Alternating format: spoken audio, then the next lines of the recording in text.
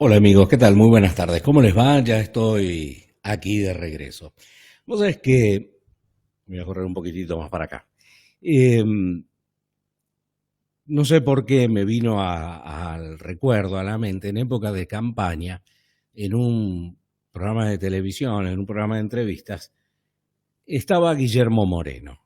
Vaya personaje, ¿verdad? Bueno, y no recuerdo quién era que lo entrevistaba, pero le hacía toda una serie de planteos, de cuestiones en materia económica, en materia de gasto del Estado, en torno o en virtud de, bueno, la alta inflación, esa guerra, entre comillas, declarada en aquel momento de Alberto Fernández a la inflación que no fue tal, el bluff que fue Sergio Massa como ministro de Economía.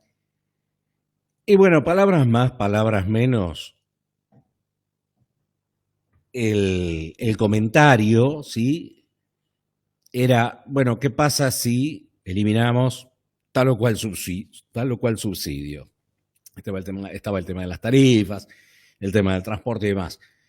Y Guillermo Moreno decía, no te mueve el amperímetro. La plata que significa eso no te mueve el amperímetro. Bueno, ¿qué pasa si eliminamos las jubilaciones de privilegio? No, no te mueve el amperímetro. Bueno, ¿qué pasa si eliminamos los gastos superfluos del Estado? No, no te mueve el amperímetro. Bueno, ¿qué pasa si entonces las partidas presupuestarias que se destinan a... No te mueve el amperímetro. En definitiva, para Guillermo Moreno, ninguno de todos los gastos que erogaba el Estado y que básica y conceptualmente no digo que no necesitaba, sino que no era necesario o lo correcto de hacer, movían el amperímetro como para eliminarlos. Y que si aún se eliminaban toda esa serie de gastos, no se iba a poder contener el tema de la inflación y demás cuestiones. La cuestión es que yo en aquel momento me quedé pensando y había hecho un simple ejemplo para mis adentros, como muchas veces debes de hacer vos también en tu hogar, cuando estás apretado, cuando el presupuesto no alcanza y tenés que empezar a recortar gastos, ¿no? Entonces agarrás y decís, y bueno, corto el cable. No, pero el cable no lo corto porque no me mueve el amperímetro, el cable. Y además tengo que tener un entretenimiento. Bueno, fenómeno, dejo el cable. Bueno, corto la pizza de los sábados a la noche. No, no me mueve el amperímetro una pizza más, una pizza menos. No, bueno, entonces ya no el cable, no corto la, bueno, corto, no sé, en vez de ir en auto a trabajar, voy en transporte público, o voy caminando, o voy en bicicleta. No, no me mueve el amperímetro. Entonces llega un momento en que vos, en pequeñas porciones, vos decís, esto no me mueve el amperímetro. Pero cuando lo empezás a multiplicar, cuando lo empezás a extrapolar y cuando en definitiva haces un acumulado, te das cuenta que hay un número. Es allí en donde debe de entrar en juego el ejercicio inteligente de decir, esto es prioritario, esto es primordial, esto puedo prescindirlo y esto no. Claro, que Guillermo Moreno en aquel momento dijera que nada de estas cuestiones movía el amperímetro para lo que era la supuesta lucha contra la inflación, que en ese momento llevaba adelante el gobierno peronista kirchnerista, en definitiva no hacía nada más que justificar ese gasto, sostenerlo y mantenerlo. Entonces, me preguntaba y me pregunto, digo, sí, seguramente no mueve el amperímetro de quienes usufructúan de eso, no de los supuestos beneficiarios. ¿Y por qué digo supuestos beneficiarios? Porque ya es sabido y es claro, quien no lo quiera ver es porque es un necio, es que si el Estado te da algo, lo que sea, es porque se lo está quitando a otro. Y muy probablemente se lo esté quitando quizás en primer término, en primer lugar, a quien supuestamente le va a ayudar con un beneficio. Dicho esto, que si la inflación es el impuesto que pagamos todos y a quien más golpea es al más pobre, a quien más lo necesita, y supuestamente se le estaba dando algún tipo de beneficio, ya fuera en forma de subsidio, en forma de exención o lo que sea, o de gasto superfluo o de programa, se lo estarían cobrando por otro lado. No necesitamos analizar mucho más esto para darnos cuenta que es así.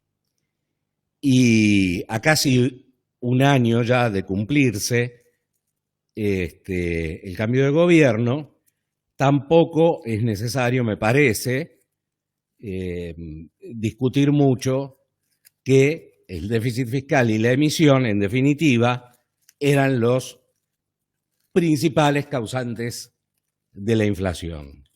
Dicho esto, estamos con superávit fiscal en 10 meses, con una inflación que tiende a la baja. ¿Estamos perfectos? No lo estamos. Estamos mejor y cuesta decirlo, pero hay algunos aspectos, algunos números, algunas cosas en las que quizás se note mejor la desaceleración de la inflación que en otros. ¿Que falta? Sí, claro, falta muchísimo. En contrapartida de esto y de aquello que decía Guillermo Moreno, se me cruzó por la cabeza ver y analizar al gobierno no solo las medidas y las acciones que lleva adelante, sino además compararlo con el discurso, ¿sí? Porque allí, como decía recién de Moreno, había un discurso que solapadamente lo que ocultaba era el clientelismo político, ¿sí? Y el manejo de las masas. Porque las masas las manejas de dos formas. O con plata, ¿sí? Te doy, o digo que te doy, aunque te esté sacando por otro lado, no importa, pero por algo existieron y existían y hasta fueron, casi diría, reconocidos en forma oficial, los famosos planes platita, para ganar elecciones, o lo haces a través de el lavado de cabeza, ¿sí? De un dogma y del adoctrinamiento y de un relato antojadizo. Y de esos que hemos tenido a lo largo de los 20 años, muchísimo. De esto ya hablamos semanas atrás, de cómo el discurso disfrazado, por ejemplo, desde el ámbito gremial, desde el ámbito sindical, se le dice al trabajador del gremio que sea, poné el que vos quieras, compañero, venimos a luchar por tus derechos, pero si nos sacan esto vos perdés tus derechos, cuando en realidad vemos que lo que más le preocupa a la dirigencia sindical es perder sus privilegios. Y ya hablamos de derechos, ya hablamos de privilegios, ya hablamos de beneficios días atrás. Bueno, aquel discurso ocultaba todo eso. Y no sé por qué me da la sensación que, más allá del discurso inicial de Milei en campaña, de lo que fue el recordado y famoso discurso en la Asunción con el famoso "no hay plata", algo que se siguió sosteniendo a la par de distintas premisas de, bueno, sanear las cuentas fiscales. Muchos, quizás vos, al igual que yo, nos quedamos pensando, bueno, ¿dónde vamos a empezar a verlo esto? Pero ya no solo en dónde voy a empezar a verlo en mi amperímetro, ¿sí? No, ahora estoy mejor. No, sí, antes no me alcanzaba y ahora me alcanza. Probablemente todavía no te alcance, es cierto. Pero a la par, y algo de lo que hablaba los otros días, mientras tanto vos vas viendo movimientos y acciones que años atrás eran impensados en la Argentina. Y que tiene mucho que ver con esto de cerrar los kiosquitos, ¿sí? Los kiosquitos de la corrupción, los kiosquitos de los negociados, los kiosquitos de las avivadas, los kiosquitos de el Estado es un gran mayorista y quienes tienen la responsabilidad de administrarlo, en realidad lo que hicieron fue usufructuar de él en beneficio propio. De allí se derivan todas las causas judiciales que hubieron. Días atrás hablamos de la causa vialidad y la resonante segunda sentencia condenatoria contra Cristina Kirchner, el resto de los funcionarios. En fin, toda una serie de cuestiones que probablemente la aguja de tu amperímetro quizás no se ha movido mucho. En algunos casos quizás todavía no se ha movido, pero que en algún punto, en algún momento, cuando vos ves que a la par de eso sí se van cerrando esos kiosquitos, lo primero que pensás es decir, bueno, por lo menos no me la están afanando abierta y descaradamente en mi cara mientras yo no puedo, mientras yo no llego. Y es ahí en donde el discurso de Milei, la premisa, las directrices de su plan de gobierno pasan a transformarse en un discurso de la acción. ¿Qué es esto del discurso de la acción? Bueno, empezar justamente, y valga la redundancia, a ver acciones concretas que en algún determinado momento puede quizás parecer poco o insuficiente, pero que son acciones que, insisto, como dije hace unos segundos atrás, en otros momentos era absolutamente impensado verla. Y que son acciones que quien más, quien menos, el hombre de a pie, el de trabajo, el hombre de bien, dice, loco, pero acá nadie se anima a ponerle un coto a esto, a terminarla. Entonces, cuando por ejemplo vos ves que el gobierno denuncia penalmente a 3 empleados que están afiliados en ATE o son delegados de ATE, uno de los ATEs de la Asociación de Trabajadores del Estado, uno de los gremios más combativos y enfrentados con Milei justamente por esto del saneamiento del Estado argentino, digo, son denunciados penalmente por tomar un organismo oficial, porque tomaron, no sé, dependencia del Ministerio de Justicia,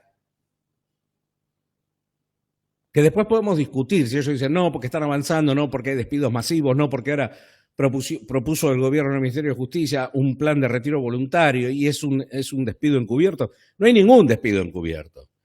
Un plan de retiro voluntario te está diciendo te vas, no es encubierto. Y un plan de retiro voluntario, si sabes lo que es, sabes lo que es. Es un poco menos, no sé cuánto mucho más o cuánto mucho menos, de una indemnización, pero que vos tenés la libertad de tomarlo o no tomarlo. Y no es la primera vez ni el primer lugar en el mundo donde esto se pone en marcha. Al margen de que todo eso se pueda discutir, lo que resulta indiscutible, porque resulta inaceptable, es que 3 tipos, 15 tipos, 20 tipos, sean de ATE, sean del sindicato del que sean, y que estén en el ámbito oficial, estatal, o que estén en el ámbito privado, se adueñen y se apropien de algo que no les pertenece. Un organismo, una empresa. ¿Y que esto qué es? El patoterismo, la violencia en estado puro. Te cierro una empresa, te cierro un galpón, no te dejo entrar camiones, no te dejo salir camiones, te tomo un ministerio, te tomo una secretaría. Porque entonces, por un lado, podemos discutir la legitimidad de un reclamo.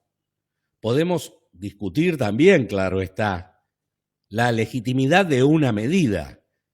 Lo que no podemos aceptar como legítimo es adueñarse de lo que no me pertenece. Porque el Estado, esa dependencia, porque ese depósito, ese galpón de esa empresa, no les pertenece al sindicato. No les pertenece a los trabajadores. Si es del Estado, te pertenece a vos, a mí y a todos. Y apropiarse de algo que no es tuyo constituye un delito. Y frente a eso, ¿qué tenés como herramienta? La denuncia penal. Y está bien que el gobierno lo haga. Porque lo que está haciendo es actuar con responsabilidad. Y responsabilidad es responder. Lo que te está diciendo y lo que tenemos que entender, si hablamos de buen entender y de bien entender, es que quien tiene la responsabilidad de la administración del Estado, que es lo tuyo, de decir alto, no voy a dejar que se apropien de lo tuyo, que se adueñen de lo tuyo, que a vos y que a ese organismo te tomen de rehén, ni que hablar cuando se trata de una empresa privada, ¿no?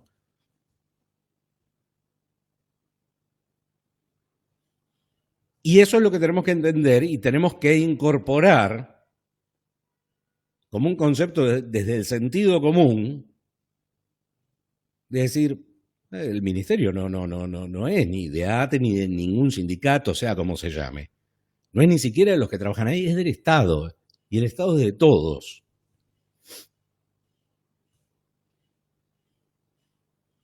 Entonces, tomarte rehén, no dejarte entrar, no dejarte salir, no dejar operar, por la fuerza y con violencia, porque ha habido casos y casos muy fuertes, por ejemplo, en la provincia de Neuquén, donde quienes trabajadores del Estado que no estaban de acuerdo con las medidas de fuerza que querían ir a trabajar y fueron apaleados. ¿Por quién? Por gente del sindicato. Otro ejemplo puede ser, días atrás, recordarán ustedes, en el marco del paro de transporte, cuando delegados del subte o se acostaban en la vía. Bueno, es una medida de protesta. ¿La podemos discutir sí o no? Yo creo que no va, pero hasta ahí, si vos querés, no sé, habrá que ver cuál es la forma adecuada para hacerte desistir de esa postura. Pero otra mucho más intransigente y mucho más violenta y mucho más ilegal es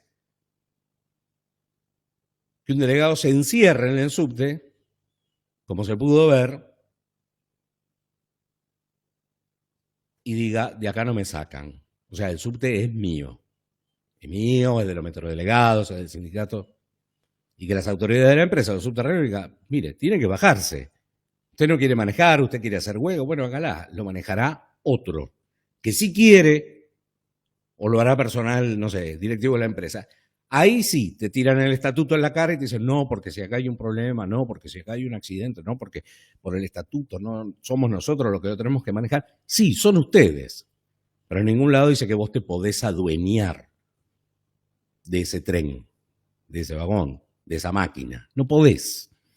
Entonces, cuando vos ves que se empieza a accionar en contra de esto, vos decís, hay una respuesta, hay una acción,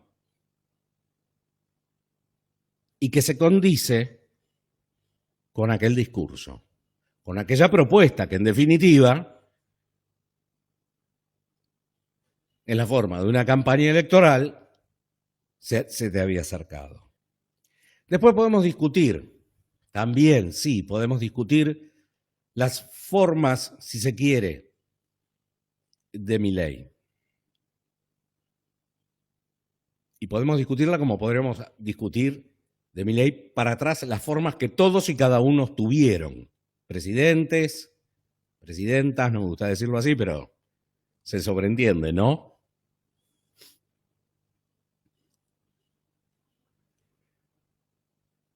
Pero hoy ya de un tiempo, se empieza a ver lo que yo doy a llamar el discurso de la acción. Yo dije esto, ahora estoy accionando. Y que era lo que quizás muchos tenían dudas si se iba a poder llevar adelante o no. O si lo iba a hacer o no. Bueno, lo está haciendo. Respecto de las formas y de la política comunicacional acerca de todo esto,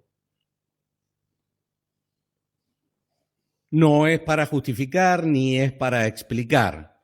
Quizás es para entender. Yo no sé si era en torno al 45 o al 50% o un poco más de quienes votaron en la elección para presidente son menores de 40 años.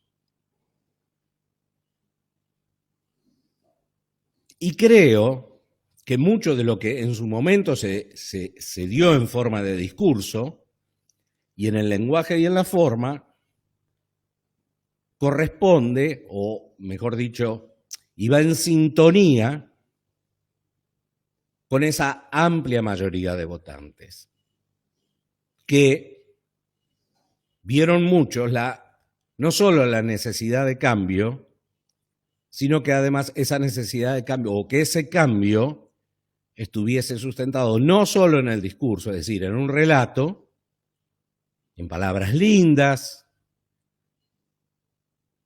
sino en acciones concretas. Y esas acciones se empiezan a ver. Impensado era lo de la denuncia penal a delegados gremiales que se apropian de lo que no les corresponde. Impensado era, ¿sí?,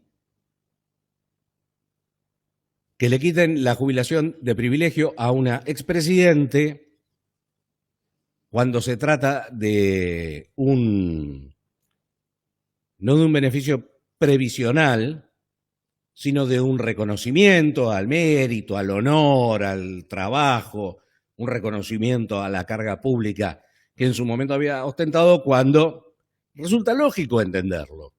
Tenés 2 condenas y una inhabilitación perpetua para ejercer cargos públicos por corrupción. Bueno, ¿dónde está el honor? ¿Dónde está el mérito? ¿Dónde está el esfuerzo? ¿Dónde está nada? Después vienen todas las otras discusiones. A mí lo sacaste a mí, entonces también se lo vas a sacar a Zulema. Esto es como cuando te cruzaste un semáforo en rojo, te paró el oficial de tránsito y vos decís, pero el que pasó allá también pasó en rojo. ¿Y entonces qué quiere decir? A mí no me hagas la multa porque aquel no. Y bueno, te agarró a vos, no lo agarró al otro. Pero todo ese tipo de acciones eran acciones que estaban en el pedido y en la necesidad de la sociedad, y quienes lo expresaban quizás más abiertamente, más cabalmente y en forma más directa, y exigían una respuesta no solo desde la dialéctica, sino desde la acción más directa, ese universo de quienes están por debajo de los 40. Se me ocurre pensar que, hablando de gente honrada, gente honesta, gente de bien, el que labura, el jubilado que no le alcanza, que tiene una jubilación absolutamente injusta, no ve ni puede ver con malos ojos la eliminación de una jubilación de privilegio. Quienes hemos asistido a lo largo de los últimos años a las danzas electorales disfrazadas de más democracia,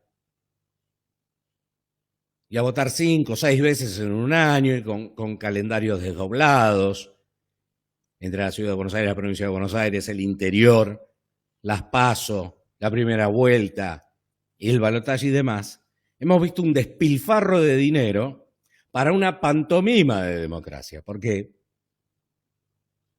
las PASO para quienes iban con una única opción, y hablo en distintos momentos, que fuera su posibilidad de reelección y demás, no había PASO. La PASO como herramienta, quien terminaba ejecutando y desgastando era a quien estuviese en la oposición. Y que desde ahora, desde el oficialismo, se impulsa eliminar las PASO, porque no terminaron cumpliendo el objetivo para el cual habían sido creadas. Me parece que es una medida más que acertada. Ya no solo desde el punto de vista del gasto, desde el punto de vista de la locura de tener elecciones interminables, del sometimiento a la sociedad que, disfrazado de no, el derecho al voto, ¿cómo puede decir? Si es votar lo más sagrado, sí, pero ver las despiadadas carnicerías que las veíamos en las PASO, en la primera vuelta, en la segunda vuelta, en el balotaje, etcétera, etcétera, etcétera, en provincias en donde no, bueno, ahora es para gobernador, otro día es para intendentes, otro día es para los diputados, y entonces se volvía interminable, como interminable el gasto. Me parece sumamente sano, ya no solo desde lo económico y desde el gasto, lo que representa, que se impulse eliminarlas. Y es otra acción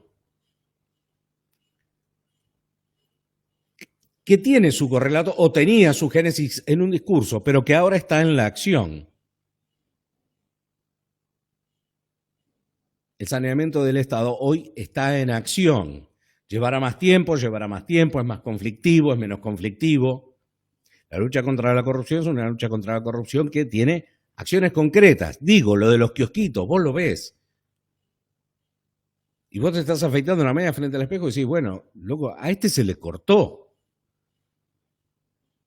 A este, aquel, y sí, a mí me sigue costando, pero ¿sabés qué? Es por acá. Bueno, elaborar todo eso, pensar todo eso, me hizo los otros días alguien de ustedes, con muy buen tino, y yo siempre agradezco la interacción con ustedes, me había sugerido la lectura de José Ingenieros, ¿sí? Esto a consecuencia de lo que venía comentando en torno a estas cuestiones. Y sí, fui a leer, ¿sí?, una de las obras del segundo periodo de José Ingenieros, que la obra es El hombre mediocre. ¿Se acuerdan cuando los otros días yo decía, es hora de que, así como los sindicatos se le plantan a un gobierno, cualquier sindicato o cualquier gobierno, y se le para de manos, también era necesario que muchas veces quienes trabajan, el trabajador, que debiera ser el primer beneficiado por el trabajo y por la defensa de sus derechos, sí, ¿por qué no a través de un sindicato, pero no de los beneficios de los jerarcas? También se le paran al sindicato y decirle, no, vos me estás subiendo al camión, me estás llevando con el micro y el bombo para beneficiarte vos, y a mí me estás dejando a medio camino. Bueno, recurrí a la obra, ¿sí?, de Ingenieros, del hombre mediocre, en donde el mensaje principal de esta obra gira en torno a la diferencia entre el hombre mediocre y el hombre idealista. El hombre mediocre, que se caracteriza por su conformismo, su ausencia de creatividad, la falta de aspiraciones, y que es en definitiva una figura estática que se adapta pasivamente al entorno social sin buscar el cambio que se necesita. Alguna vez de esto se acordarán, quienes siguen este espacio, cuando hablamos, ¿se acuerdan de mercado y consumo? Y que yo decía que si alguien venía y te decía, no, a mí no me hables de mercado porque no entiendo, y lo primero que había que explicarle era que esa misma persona era el mercado, ¿sí? Que esa misma persona que decía, no, esto es un disparate, no lo voy a pagar, no lo voy a comprar, lo voy a reemplazar por otra cosa, y que empieza esa conducta, más otra conducta similar, más otra, la acción, ¿sí? Ya no es un carácter pasivo, terminaba incidiendo en el mercado. Bueno, en la política social ocurre exactamente lo mismo. Y de ahí surge y se traduce lo que comúnmente, por ejemplo, para cuando llegó Milei a la presidencia, muchos decían, ganó Milei porque ganó por el hartazgo. Sí, pero ¿el hartazgo de quién? De la gente, y bueno, de la mayoría que lo votó y que tomó una medida y que quizás le costó y que quizás no confiaba plenamente y que quizás estaba y está aún a la expectativa de decir, bueno, y que hoy va teniendo pequeñas respuestas. Entonces, bueno, aquí en la obra de Ingeniero, justamente, gracias Susana por recomendarla, hace la diferencia entre ese hombre mediocre, chato, quieto, inactivo, pasivo frente a lo que ocurre, ¿sí? Y en contraste con el idealista. No hay que confundir idealismo con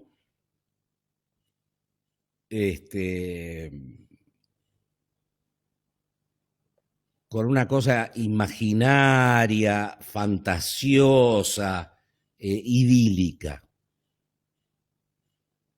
El hombre idealista es aquel que sí tiene ideales, que otros pueden llamarlo principios, o a través de sus principios perseguir ideales, que podrá o no alcanzarlos, pero que está en acción detrás de ellos. Y que busca el perfeccionamiento constante, el progreso, la transformación, y enfatiza Ingenios precisamente la importancia de los ideales como brújula moral, como brújula de principios, y critica el conformismo social. Entonces, vos tenés esa brújula, vos tenés esos principios que decís, che, loco, no puede ser. Los otros días yo lo ponía en el ejemplo de la perinola. Cuando tiro yo, me sale, todos ponen. Cuando tira la política, cuando tira el gremialismo, cuando tira el Estado, dice, tomo todo. Y ya sabemos que el Estado es así, conformismo. Pero los sindicatos, y ya sabemos cómo operan, conformismo. Y las paso y sí, viste, un derroche, guita, y tenemos que ir a votar, y puteamos y renegamos, porque y sabemos que no sirven y que están disfrazadas. Y bueno, pero está, conformismo. Bueno, hoy tenés, un discurso en acción que está leyendo o que leyó esa necesidad y que la está poniendo en práctica. Dice Ingenieros, el ideal es el pensamiento en acción, la aspiración suprema, la realidad posible. Sin ideales no hay progreso. Sin entusiasmo no hay desempeño. Subraya entonces así la importancia de los ideales como fuerza motora del progreso individual y global del hombre, ¿no? Y a continuación, rescaté otra frase que dice, el hombre mediocre no tiene personalidad formada por sí mismo y se adapta a una moral convencional y teme diferenciarse de los demás. Y esto está muy emparentado, ¿sí?, en la explicación que describe la falta de autenticidad del hombre mediocre que se deja arrastrar por las normas y valores impuestos por la sociedad, por alguien, por un modelo, por un dogma, por una doctrina, sin reflexionar o cuestionar su legitimidad. Y era esto que te decía, y ya sabemos cómo es, listo. Y lo tenés que aceptar así. No, no lo tengo que aceptar. Y el idealismo es pensar, no, no lo tengo que aceptar porque sé que no es así. ¿Puedo cambiarlo? Tengo que accionar. ¿Llegaré a cambiarlo? Es otra cosa. Pero en la acción está el proceso de cambio y de transformación. E insisto, no tomar como sinónimo de idealismo algo fantasioso, ¿sí? Sino algo realizable. Si era impensado y irrealizable darle lucha a la inflación, sanear las cuentas fiscales, y lo estás viendo, no era fantasioso. Si era fantasioso o era el ideal que no existiera una jubilación de privilegio para quien no le corresponde y hoy ya no está, no era fantasioso. Faltaba acción. Y hoy alguien te está dando acción. Ese alguien se llama Milei. Podría haberse llamado Juan de los Palotes, pero no, se llama Milei.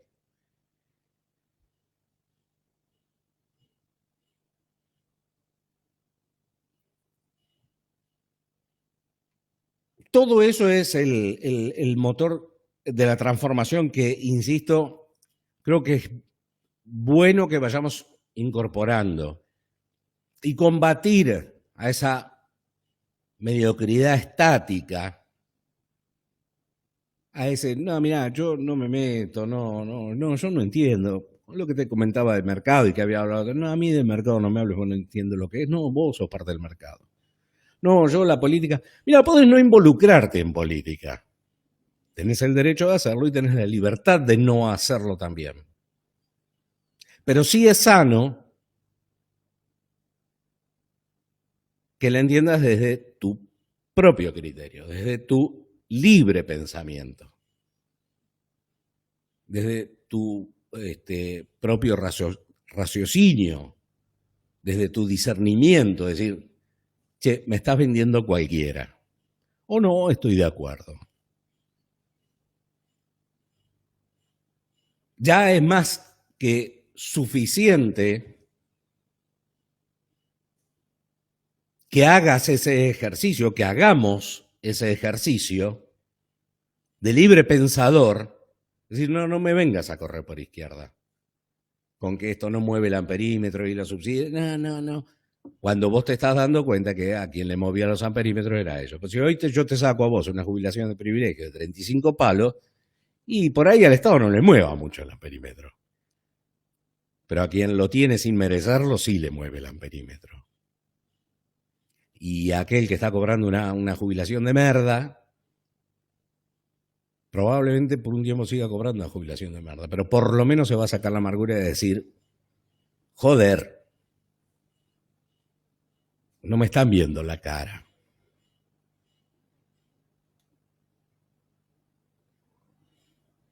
No hay nada peor, esto no lo dice ingeniero, quizás lo dice con otras palabras, lo digo yo, siempre lo pensé así, que la mediocridad o la ignorancia o la brutez, todas juntas como sinónimo o como términos separados,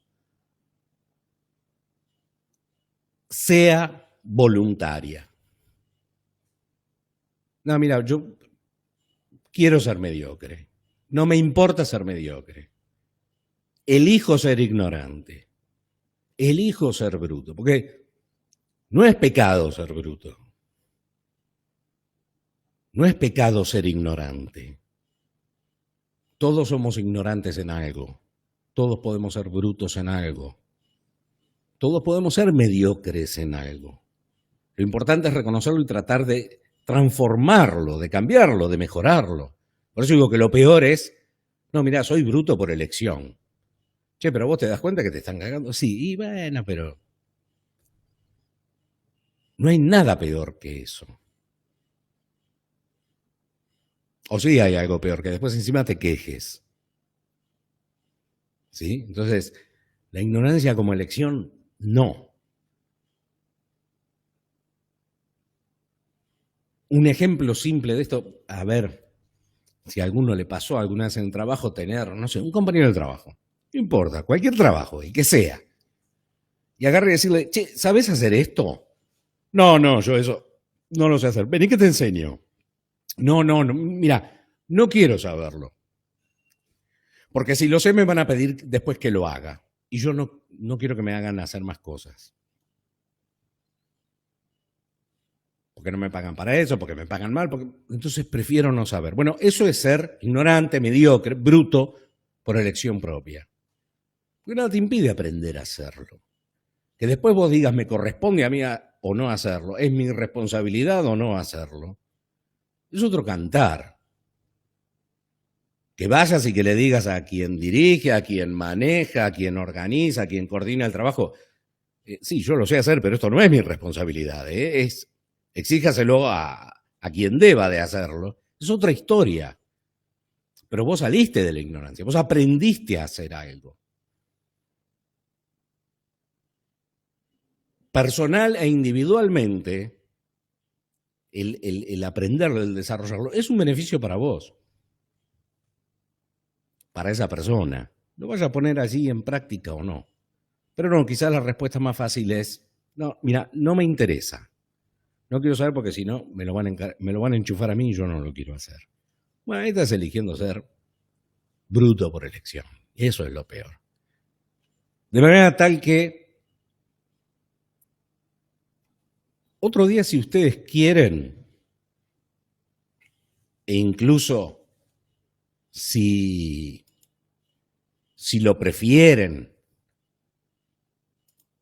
hacerme llegar, no sé, a través del chat, a través de las redes sociales, de Instagram, de Facebook, de TikTok, allí donde ven todos los videos, su opinión, con mucho gusto yo la recibo, como recibí esta sugerencia de José Ingenieros de qué nos gusta y qué no nos gusta de las formas de Milei. Pero es otro análisis. Lo que no nos podemos perder la oportunidad de que alguien te está diciendo, che, mirá que esto que es el Estado no es un ente abstracto, el Estado sos vos. Que es muy distinto a lo que decía Moreno, a lo que decía Cristina, a lo que decía Néstor, el Estado soy yo. O el Rey Sol, ¿no? Y entonces con él hago lo que se me canta. O lo que te digan los delegados sindicales del Estado, hacemos lo que queremos, porque somos los trabajadores del Estado y el Estado nos pertenece. Es más, antes que los trabajadores, lo que le pertenece es al sindicato y punto. Y si acá decimos esto, no se mueve un lápiz, no se mueve un lápiz. Y el Estado es mucho más que un delegado sindical. Allí radica esa diferencia entonces entre el hombre mediocre y el idealista, el que persigue un ideal. E insisto con esto una vez más, no tomar el idealismo como una cuestión idílica, ¿sí? No como una utopía, sino como faro, un objetivo. Como es el norte, es el punto. Mira, yo quiero llegar a esto. Yo quiero llegar como individuo a esto. Yo aspiro a que como sociedad lleguemos a esto. El camino será más largo, el camino será más corto, el camino será más fácil, el camino será más difícil. De hecho, yo particularmente no compro fácilmente el discurso en contra del gobierno de que no, te está mintiendo, te prometió. Yo hasta ahora no veo que me haya prometido otra cosa de lo que está sucediendo. Sobre todo cuando dijo, esto va a costar mucho y va a doler. Chao. Hasta la semana que viene.